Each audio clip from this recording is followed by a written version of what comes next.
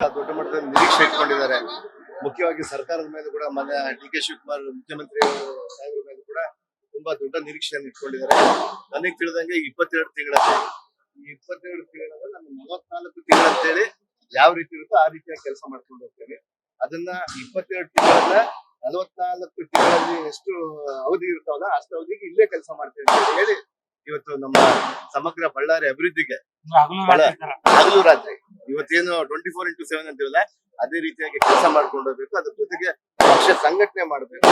ಅದ್ರ ಜೊತೆಗೆ ನಮ್ಮ ಶಾಸಕರನ್ನ ಒಗ್ಗೂಡಿಸ್ಕೊಂಡು ಅವರ ಶಾಸಕರ ಒಂದು ಕ್ಷೇತ್ರಗಳಲ್ಲಿ ಯಾವ ರೀತಿ ಅಭಿವೃದ್ಧಿ ಆಗ್ಬೇಕು, ಯಾವ್ಯಾವ ನೆನಗುದಿ ಕೂತಿದೆ ಅವನ್ನೆಲ್ಲ ಕೂಡ ಬಹಳ ದೊಡ್ಡ ಮಟ್ಟದಲ್ಲಿ ಯಶಸ್ವಿ ಮಾಡಲಿಕ್ಕೆ ಈ 22 ತಿಂಗಳ ಒಂದು ನೀಲಿ ನಕ್ಷೆಯನ್ನು ತಯಾರು ಮಾಡ್ಕೊಂಡಿದೀವಿ. ಅದರಲ್ಲಿ ಮುಖ್ಯವಾಗಿ ನಮ್ಮ ನಾಸೀರ್ ಹುಸೇನ್ ಅವರು ರಾಜ್ಯಸಭಾ ಸದಸ್ಯರು, ಅವರು CWC ಮೆಂಬರ್, ನಮ್ಮ ತುಕಾರಾಮ್ ಸಾಹೇಬ್ರು MP ಅವರು, ಮತ್ತು ನಮ್ಮ ಭರತ್ ರೆಡ್ಡಿ ಅವರು, ಗಣೇಶ್ ಅವರು, ನಮ್ಮ ಸಿರುಗುಪ್ಪ ಶಾಸಕರಾದಂತ ನಮ್ಮ ನಾಗರಾಜ್ ಅವರು, ಅನ್ನಪೂರ್ಣ ತುಕಾರಾಮ್ ಅವರು, ಇವರೆಲ್ಲ ಸೇರಿ ಒಗ್ಗಟ್ಟು ಸೇರಿ ನಮ್ಮ ಜಿಲ್ಲೆಯನ್ನ ಸಮಗ್ರ ಅಭಿವೃದ್ಧಿಯತ್ತ ನಾವು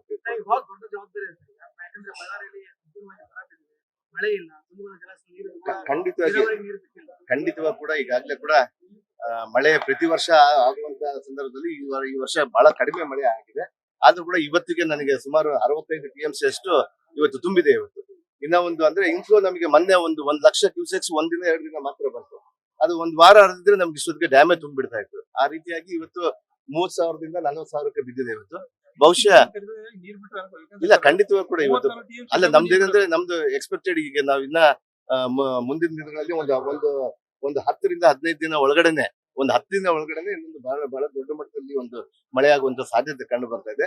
ನನಗೆ ಬಹುಶಃ ಈ ಹರಿತಾತ್ನ ಕೃಪೆ ಆಶೀರ್ವಾದದಿಂದ, ಬಳ್ಳಾರಿಯ ದುರ್ಗಮ್ಮನ ಆಶೀರ್ವಾದದಿಂದ, ನಮ್ಮ ಹುಲಿಗಮ್ಮನ ಆಶೀರ್ವಾದದಿಂದ, ನಮ್ಮ ಬಳ್ಳಾರಿ ಎಲ್ಲಾ ರೈತರ ಒಂದು ಸುಖಕ್ಕೆ ಮಳೆರಾಯ ಬರ್ತಾನೆ, ನಮ್ ಡ್ಯಾಮ್ ತುಂಬುತ್ತೆ. ಈ ಬಾರಿ ಕೂಡ ನಾವು ಖಂಡಿತವಾಗಿ ಕೂಡ ICC ಮೀಟಿಂಗ್ ಅಲ್ಲಿ ಕರಿತೀವಿ. ಈಗಾಗಲೇ ಕೂಡ ಮುಖ್ಯಮಂತ್ರಿ ಗಮನಕ್ಕೂ ಕೂಡ ಬಂದಿದೆ. ಯಾಕಂದ್ರೆ ಇನ್ಚಾರ್ಜ್ ಯಾರು ಮಾಡ್ಬೇಕಂತ ಹೇಳಿ ನೋಡ್ತಾ ಇದಾರೆ ಕೊಪ್ಪಳದಿಂದ. ಬಹುಶಃ ಎಲ್ಲಿ ಯಾರನ್ನ ಸಲಹಾ ಸಮಿತಿಗೆ ಅಧ್ಯಕ್ಷರು ಮಾಡ್ತಾರೋ ಅವರು ಬಂದು ಬೇಗನೆ, ಯಾಕಂದ್ರೆ ಇನ್ನೊಂದು ವಾರದ ಅವಧಿ ನೋಡ್ಕೊಳ್ತಾ ಇದೀವಿ ಎಷ್ಟು ತುಂಬುತ್ತೆ ಅಂತ ಹೇಳಿ.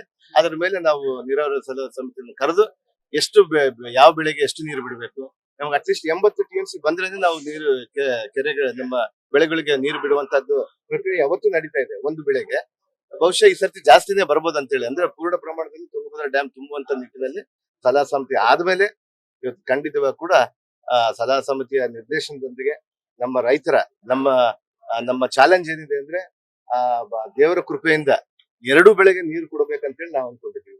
ಸರ್ಕಾರ ಫಸ್ಟ್ ಟೈಮ್ ಮಿನಿಸ್ಟರ್ ಆದಾಗ ಇದ್ದ ಸನ್ನಿವೇಶ ಬೇರೆ ತರ ಇತ್ತು. ನೀವು ಫಸ್ಟ್ ಟೈಮ್ ಮಿನಿಸ್ಟರ್ ಆದಾಗ ಸನ್ನಿವೇಶ ಬೇರೆ ತರ ಇತ್ತು, ಈಗ ಬೇರೆ ತರ ಇದೆ. ಯಾಕಂದ್ರೆ ಈ ಸತಿ 3-4 ಜನ ಜಿಲ್ಲೆಯಿಂದ ಸಚಿವ ಆಕಾಂಕ್ಷಿಗಳಿದ್ರು. ಆದ್ರೆ ಈಗ ಕೆಲವರು ಮುನ್ಸ್ಕೊಂಡಿದ್ದಾರೆ. ಅವ್ರನ್ನೆಲ್ಲ ನೀವು ಬೇರೆ ಜಿಲ್ಲೆಗಳಲ್ಲಿ ಪ್ರಾಬ್ಲಮ್ ಆಗಿರೋದು, ನಮ್ಮ ಜಿಲ್ಲೆಯಲ್ಲಿ ಯಾರಾದ್ರೂ ಮುನ್ಸ್ಕೊಂಡಿದ್ದಾರೆ? ಎಲ್ಲಿ ಇಲ್ಲ. ನಾವೆಲ್ಲ ಕೂಡ ಅಣ್ಣ ತಮ್ಮಂದಿರ ರೀತಿಯಲ್ಲಿ ಇದೀವಿ. ನಾವು ಪ್ರಥಮವಾಗಿ ನನ್ನ ಫಸ್ಟ್ ಡೇ ಇಂದ ಕೂಡ ಮುಖ್ಯಮಂತ್ರಿ ಪ್ರಮಾಣ ವಚನ ಆದ್ಮೇಲೆ ನಮ್ಮ 5 ಶಾಸಕರು ನಾವು ಸಮರ್ಥರಾಗಿದ್ದೀವಿ ಅಂತ ಹೇಳಿದ್ವಿ. ಇವತ್ತು ನಂದು ಅದೇ ನಿಲುವಿದೆ. ಪ್ರತಿಯೊಬ್ಬರು ಸಮರ್ಥರಾಗಿದ್ದಾರೆ. ನಾಗರಾಜ್ ಅವರಾಗಿರ್ಬೋದು, ನಮ್ಮ ಗಣೇಶ್ ಅವರಾಗಿರ್ಬೋದು, ಭರತ್ ರೆಡ್ಡಿ ಅವರಾಗಿರ್ಬೋದು, ನಮ್ಮ ತುಕಾರಾಮ್, ನಮ್ಮ ಅನ್ನಪೂರ್ಣ ತುಕಾರಾಮ್ ಅವರು ಎಲ್ಲರೂ ಕೂಡ ಸಮರ್ಥರಾಗಿದ್ದಾರೆ. ಎಲ್ಲರೂ ನಿಭಾಯಿಸ್ತಾರೆ. ಆದ್ರೆ ಇವತ್ತು ಹೈಕಮಾಂಡ್ ಒಂದು ನಿರ್ದೇಶನ ಮಾಡಿದೆ. ಇವತ್ತು ನಮ್ಮ ಪಕ್ಷದಲ್ಲಿ ಹೈಕಮಾಂಡ್ ತೀರ್ಮಾನಕ್ಕೆ ನಾವೆಲ್ಲ ಬದ್ಧರಾಗಿರ್ತೀವಿ. ಇವತ್ತು ಎಲ್ಲಾ ಕೂಡ ಒಗ್ಗೂಡ್ಕೊಂಡು ನಾವು ಈ ಬಳ್ಳಾರಿ ಜಿಲ್ಲೆನ ಅಭಿವೃದ್ಧಿ ಮಾಡ್ತೀವಿ. ಯಾರಿಗೆ ಕೊಟ್ಟರು ಕೂಡ ನಮ್ಮ ಆತಂಕ ಏನಿತ್ತು ಅಂದ್ರೆ ಬಳ್ಳಾರಿಗೆ ಯಾರಿಗೂ ಕೊಡಲ್ಲೇನಂತ ಒಂದು ಆತಂಕ ಇತ್ತು. ನನಗೂ ಹಂಗೆ ಇತ್ತು. ಆದ್ರೆ ಕೂಡ ಇವತ್ತು ನಮ್ಮ ರಾಜ್ಯದ ನಾಯಕರು ಮತ್ತು ನಮ್ಮ ಕೇಂದ್ರದ ನಾಯಕರು ಇವತ್ತು ದೊಡ್ಡ ಜವಾಬ್ದಾರಿಯನ್ನು ಕೊಟ್ಟು ಕಳಿಸಿದ್ರೆ ಎಲ್ಲರೂ ಒಗ್ಗೂಡ್ಕೊಂಡು ನೀವು ಇವತ್ತು ಖಂಡಿತವಾಗಿ ಕೂಡ ನಾನು ಚಳಿದುರ್ಗ ದೇವಸ್ಥಾನದಲ್ಲಿ ಹೇಳ್ತಾ ಇದ್ದೆ, ಎರಿತಾತನ ದೇವಸ್ಥಾನದಲ್ಲಿ ಇವತ್ತು ನಾನು ಹೇಳ್ತೀನಿ 2028ನೇ ಚುನಾವಣೆಯಲ್ಲಿ 5ಕ್ಕೆ 5 ಯಾವ ರೀತಿ ನಾವು ಬಹುಮತದಿಂದ ಗೆದ್ದಿದ್ಬೋದೋ ಅದಕ್ಕಿಂತ ಒಂದು 10,000 ಜಾಸ್ತಿಯಲ್ಲಿ ಕೂಡ ಪ್ರತಿಯೊಬ್ಬ ಶಾಸಕರು ಕೂಡ ಗೆಲ್ತೀವಿ. ಮತ್ತೆ 2028ಕ್ಕೆ ಮಾನ್ಯ ಡಿ.ಕೆ. ಶಿವಕುಮಾರ್ ಅವರ ನೇತೃತ್ವದಲ್ಲಿ ಮತ್ತೊಮ್ಮೆ 2028ರಲ್ಲಿ ಕೂಡ ಮುಖ್ಯಮಂತ್ರಿ ಖಾತೆ ಕೊಟ್ಟರು ಕೂಡ ನಾನು ಮಾಡ್ತೀನಿ. ಕೂಡ ಎಲ್ಲ ನಮ್ಮ ಅಧಿಕಾರಿಗಳು ಸಮರ್ಥವಾಗಿ ನಿಭಾಯಿಸಿಕೊಂಡು ಹೋಗಿದ್ದಾರೆ. ನಮ್ಮ ಬಳ್ಳಾರಿ ಜಿಲ್ಲೆ ಯಾವತ್ತೂ ಕೂಡ ನಮ್ಮ ಮಲ್ಟಿ ಕಲ್ಚರ್ ಅಂದ್ರೆ 2 ಕಲ್ಚರ್ ಇದೆ, 2 ಸಂಸ್ಕೃತಿ ಇದೆ. ಆಂಧ್ರ ಮತ್ತು ಕರ್ನಾಟಕ ಸಂಸ್ಕೃತಿ ಇರುವಂತದ್ದು ನಮ್ಮ ಬಳ್ಳಾರಿ ಗಡಿಭಾಗ ಇರುವಂತದ್ದು. ಸ್ವಲ್ಪ ಹೊಸ ಅಧಿಕಾರಿಗಳಿಗೆ ಬಂದಾಗ ಸ್ವಲ್ಪ ಚಾಲೆಂಜ್ ಆಗಿರುತ್ತೆ. ಯಾಕಂದ್ರೆ ಅವತ್ತಿನ ಸಂದರ್ಭದಲ್ಲಿ ಇವತ್ತಿನ ಈ ಜಿಲ್ಲೆಯಿಂದ ಯಾರು ಮಂತ್ರಿಗಳು ಆಗಿದ್ದಿಲ್ಲ. ಆ ಕಾರಣಕ್ಕಾಗಿ ಸ್ವಲ್ಪ ಕುಂಠಿತ ಆಗಿರ್ಬೋದು. ಆದ್ರೂ ಕೂಡ ನಾವೆಲ್ಲ ಶಾಸಕರು MP ಅವರಾಗಿರ್ಬೋದು, ರಾಜ್ಯಸಭಾ ಅವರಾಗಿರ್ಬೋದು, ಶಾಸಕರು ಕೂಡ ಪ್ರತಿಯೊಬ್ಬರು ಕೂಡ ಪ್ರತಿಯೊಂದು ಸಂದರ್ಭದಲ್ಲಿ ಕೂಡ ಆಡಳಿತಕ್ಕೆ ನಾವು ಬಲವನ್ನು ತುಂಬ್ತಾನೆ ಇದ್ದೀವಿ. ನಿಮ್ಮ ಪಕ್ಷ ಈಗ ನಿಮ್ ಜೊತೆಗೆ ಸದೃಢವಾಗಿ ನಿಂತು ನಿಮಗೆ ಸಚಿವ ಸ್ಥಾನ ಕೊಟ್ಟಿದೆ. ಈಗ ಬಿಜೆಪಿ ಅವರು ಸ್ಟೇಟ್ಮೆಂಟ್ ಗಳನ್ನ ಗಮನಿಸ್ತಾ ಇದ್ದಾರೆ. ನೆಕ್ಸ್ಟ್ ಅವ್ರ ಪಕ್ಷದಲ್ಲಿನೇ ಬಹಳ ಗೊಂದಲ ಇದೆ.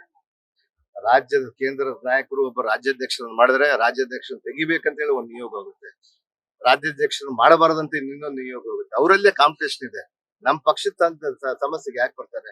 ಇವತ್ತು ನಮ್ಮ ವರಿಷ್ಠರು ಆಗ್ಲೇ ಕೂಡ ನ್ಯಾಯಾಲಯದಲ್ಲಿ ಪ್ರಕರಣ ಇದೆ. ಇವತ್ತು ನಾನು ಅದ್ರ ಬಗ್ಗೆ ಏನು ಮಾಡಕ್ಕಾಗಲ್ಲ. ಯಾಕಂದ್ರೆ ಹಿರಿಯರಿದ್ದಾರೆ. ಇವತ್ತು ಚಲುವಾದ ನಾರಾಯಣ ಸ್ವಾಮಿ ಅವರು ಬಹಳ ಬುದ್ಧಿವಂತರು ಅಂತ ಹೇಳಿ ಅವ್ರನ್ನ ಮೇಲ್ಮನೆ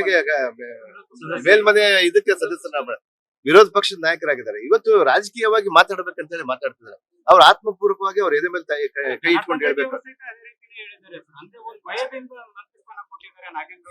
ಜನಾರ್ದನ್ ರೆಡ್ಡಿ ಅವರು ಯಾವತ್ತೂ ಕೂಡ ಬೇರೆಯವ್ರ ಮೇಲೆ ಗೂಬೆ ಕೂಡಿಸುವಂತದ್ದೇ ಮಾಡ್ಕೊಂಡು ಬಂದಿದ್ದಾರೆ. ಅವ್ರಿಗೆ ಫಸ್ಟ್ ತಮ್ಮ ಮಾಧ್ಯಮದ ಮೂಲಕ ನಾನು ಕೈ ಮುಗಿದು ಕೇಳ್ಕೊಳ್ತೀನಿ, ಅವ್ರ ಸಂಸ್ಕೃತಿಯನ್ನ ಕಲಿಬೇಕು, ಅವ್ರ ಭಾಷೆಯನ್ನ ಕಲಿಬೇಕು. ಇವತ್ತು ನನ್ನ ಹಿರಿಯರಲ್ಲಿ ಎಲ್ಲರೂ ಕೂಡ ನನಗಿಂತ ಚಿಕ್ಕವರು ಇದ್ರು ಕೂಡ ಅವರು ಒಂದು ಸಂದರ್ಭ ಅಂದ್ರೆ ನಾವು ಸಂಬೋಧನೆ ಮಾಡ್ತೀವಿ ಅವ್ರಿಗೆ, ಅಂದ್ರೆ ಯಾವ ರೀತಿ ಮಾತಾಡ್ಬೇಕಂತ ಹೇಳಿ. ಅವ್ರು ಇದುವರೆಗೂ ಕೂಡ ನಮ್ಮಂತ ದಲಿತರನ್ನ, ಶೋಷಿತ ವರ್ಗದವ್ರನ್ನ ಮಂತ್ರಿ ಆಗಿದ್ದಕ್ಕೆ ಎಷ್ಟು ಹೊಟ್ಟೆ ಕಿಚ್ಚೆ ಇದೆ ನೋಡಿ ಅವ್ರಿಗೆ. ಅವನು ಇವನು ಅಂತ ಹೇಳಿ ಮಾತಾಡ್ತಾರೆ. ಆ ಹೊರಗು ಬಾಯಿಗೆ ನಾವ್ ಏನ್ ಹೇಳಕ್ಕಾಗುತ್ತೆ ಹೇಳಿ? ನಾನ್ ಮಾತಾಡಿದ್ರೆ ನಾನು ಮಾತಾಡ್ಬೋದು, ನನಗೆ ಎಲ್ಲಿ ಬಿಲ್ಲದ ನಾಲಿಗೆ. ಆದ್ರೆ ಇವತ್ತು ನಾನು ಆ ರೀತಿ ಮಾತಾಡೋದಿಲ್ಲ. ಯಾಕಂದ್ರೆ ಅವ್ರು ಹಿರಿಯರಿದ್ದಾರೆ. ಅಲ್ಲಲ್ಲ, ಖಂಡಿತವಾಗಿ ಈ ಜಿಲ್ಲೆಯಲ್ಲಿ ನಾನು ಹೇಳ್ತೀನಿ 5-5 ಮತ್ತೆ ಕಾಂಗ್ರೆಸ್ ಗೆಲ್ತೀವಿ.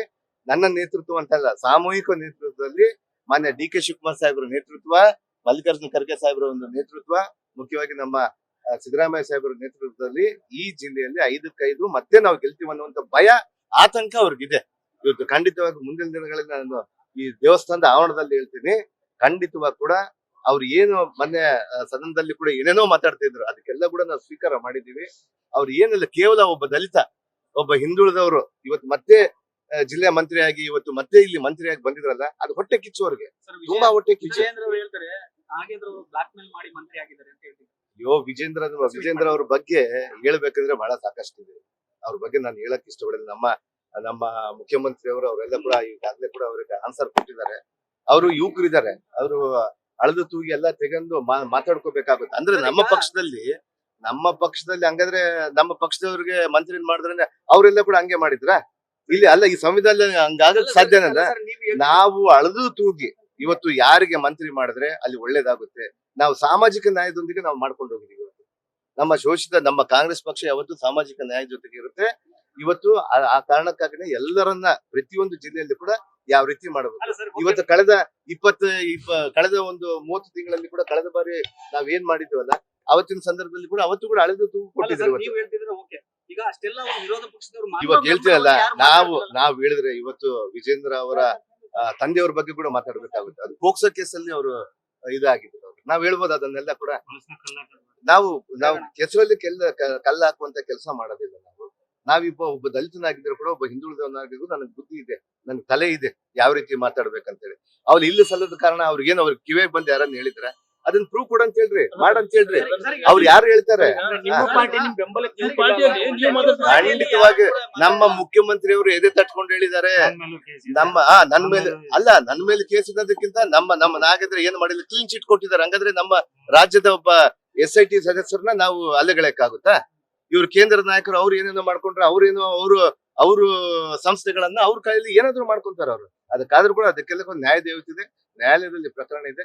ಆ ಪ್ರಕರಣದೊಂದಿಗೆ ನಾನು ಮಾಡ್ಕೊಂಡು ಹೋಗ್ತೀನಿ. ಹಿಂದೂ ರಾಷ್ಟ್ರ ಆಗಬಾರ್ದು, ಆದ್ರೆ ಜಾತಿ ವ್ಯವಸ್ಥೆ ಮತ್ತೆ ಮುಂದುವರಿಸುತ್ತೆ. ಹಿಂದೂ ರಾಷ್ಟ್ರ ಆಗೋದಕ್ಕೆ ಬಹುಶಃ ನಾನು ಅದನ್ನ ನೋಡಿಲ್ಲ, ಯಾವ ರೀತಿ ಯಾವ ಕಾರಣಕ್ಕಾಗಿ ಹೇಳಿದಾರೆ ಅಂತೇಳಿ. ನಾನು ಹೇಳ್ತೀನಿ ಒಂದೇ, ನಮ್ಮ ಕಾಂಗ್ರೆಸ್ ಪಕ್ಷ ಯಾವತ್ತೂ ಹಿಂದುತ್ವ ಪರವಾಗಿರುವಂತದ್ದು.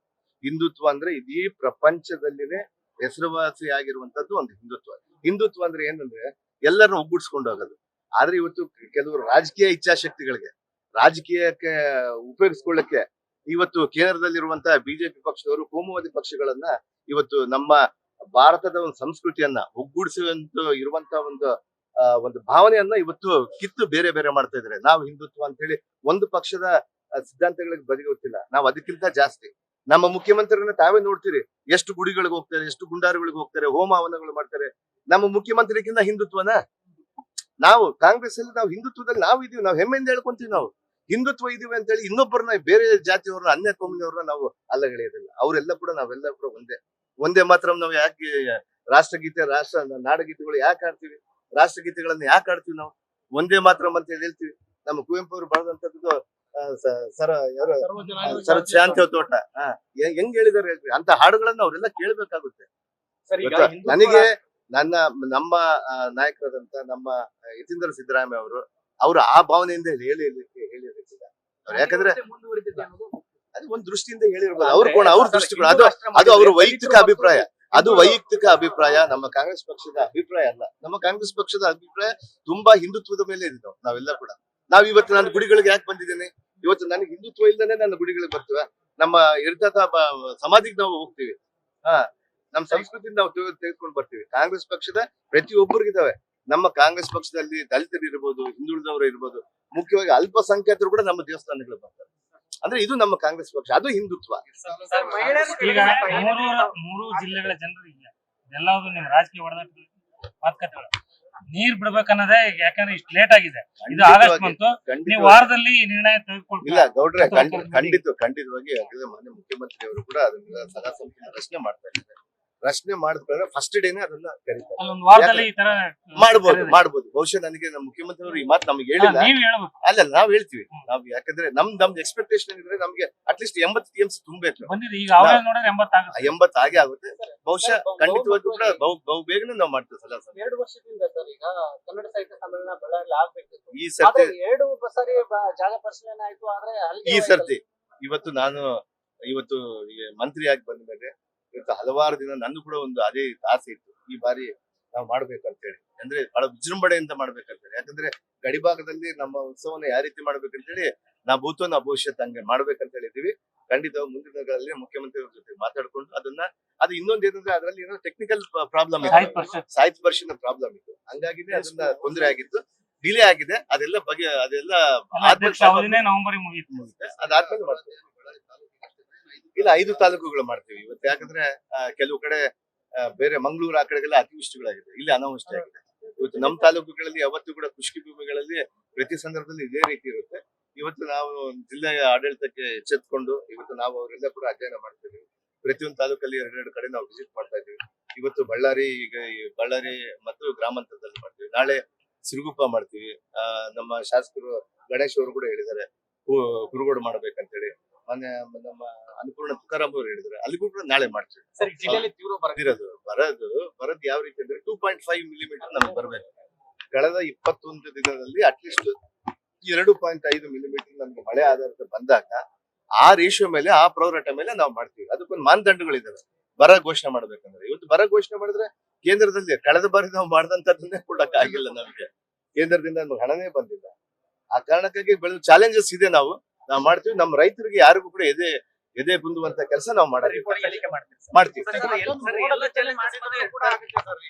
ಮೋಡ ಬಿತ್ತನೆದ ಅಷ್ಟು ಸೈಂಟಿಫಿಕ್ ಒಳ್ಳೇದಲ್ಲ ಅಂತ ಹೇಳ್ತಾರೆ ಕೆಲವರಿಗೆ. ಎಲ್ಲೋ ಬಹಳ ಅನಾನುಕೂಲ ಸಂದರ್ಭದಲ್ಲಿ ನಮಗೆ ಕುಡಿಯ ನೀರು ಕೂಡ ಇಲ್ಲದಾಗ ನಾವು ಮೋಡ ಬಿತ್ತನೆ ಮಾಡ್ತೀವಿ. ಈಗ ಖಂಡಿತವಾಗಿ ಕೂಡ ನನಗೆ ತಿಳಿದಂತದ್ದು ಎಕ್ಸ್ಪೆಕ್ಟೇಷನ್ ತುಂಬಾ ಜೋರಾಗಿದೆ. ನಾವು ಮಾಡ್ತೀವಿ. ಎಲ್ಲ ಚಾಲೆಂಜಸ್ ನಡುವೆ ಇನ್ನೊಂದು ಚಾಲೆಂಜ್ ಇದೆ. ಬಳ್ಳಾರಿಯಲ್ಲಿ ಕಾಂಗ್ರೆಸ್ ಒಡೆದ ಮನೆಯಾಗಿದೆ, ಎಲ್ಲರಿಗೂ ಗೊತ್ತಾಗಿದೆ. ಕಾಂಗ್ರೆಸ್ 3-4 ಭಾಗಲಾಗಿದೆ. ಅದನ್ನು ಕೂಡ ಈಗ ನಿಮ್ಮ ಮೇಲೆ ಹೇಳ್ತಿದ್ದಾರೆ. ಇದಕ್ಕೆ ನಿಮ್ಗೆ ಮಾಧ್ಯಮದವರಿಗೆ ಸಾಮತ ಕೊಡೋದೇ ಇಲ್ಲ. ನಾವು ಯಾವುದು ಇಲ್ಲ. ನೀವು ಸೋಷಿಯಲ್ ಮೀಡಿಯಾ ನೀವು ಮುಂದೆ ನಾನು ಒಂದ್ ಹೇಳ್ತೀನಿ. ಸೋಷಿಯಲ್ ಮೀಡಿಯಾದ ಕೆಲಸ ಏನು ಒಬ್ರಿಗೊಬ್ರು ಕಂಟ ಇಡಲ್ಲ. ನಾನು ಆಗ್ತೀನಿ ಸೋಷಿಯಲ್ ಮೀಡಿಯಾ, ಭರತ್ ಆಗ್ತಾರ ಸೋಷಿಯಲ್ ಮೀಡಿಯಾ, ಗಣೇಶ್ ಅವ್ರು ಆಗ್ತಾರ ಸೋಷಿಯಲ್ ಮೀಡಿಯಾ, ತುಕಾರಾಮ್ ಯಾರ್ಯಾರು ಸುಮ್ಮನೆ ಅಭಿಮಾನಿಗಳು ಅವ್ರ ಫೈಟ್. ಅದು ಇವತ್ತಿನ ಜನರೇಷನ್ಗೆ ಅದೊಂದು ಖುಷಿ. ನಂದ್ ಹಿಂಗೆ ನಿಂದ್ ಹಿಂಗೆ ಅಂತ ಹೇಳಿ. ಮೊದ್ಲು ಕೂಡ ಹಿಂಗೆ ಇತ್ತು. ಬಟ್ ಆದ್ರೂ ಈ ರೀತಿಯಾದಂತ ಇಲ್ಲ. ನಮ್ಮಲ್ಲಿ ಆರೋಗ್ಯಕರವಾದಂತ ಒಂದು ವಾತಾವರಣ ಇದೆ, ಆರೋಗ್ಯಕರವಾದಂತ ಒಂದು ಚಾಲೆಂಜಸ್ ಇದೆ. ನಮ್ಮಲ್ಲಿ ಏನೇ ಹೌದು, ನಾವೆಲ್ಲರೂ ಇದ್ವಿ, ಒಟ್ಟಾಗಿದ್ವಿ, ನಾವೇ ಇದ್ವಿ. ಖಂಡಿತವಾಗಿ ನಾವೆಲ್ಲರೂ ಒಟ್ಟಾಗಿದ್ದೀವಿ, ಇವಾಗ್ಲೂ ಇದ್ದೀವಿ. ಅಂತದ್ ಇಲ್ಲೇ ಇಲ್ಲ. ನಾನು ಇಲ್ಲ. ನ್ಯೂಸ್ ಫಸ್ಟ್ ನಿರ್ಭೀತಿಯಿಂದ ನಿಮ್ಮ ಪರವಾಗಿ.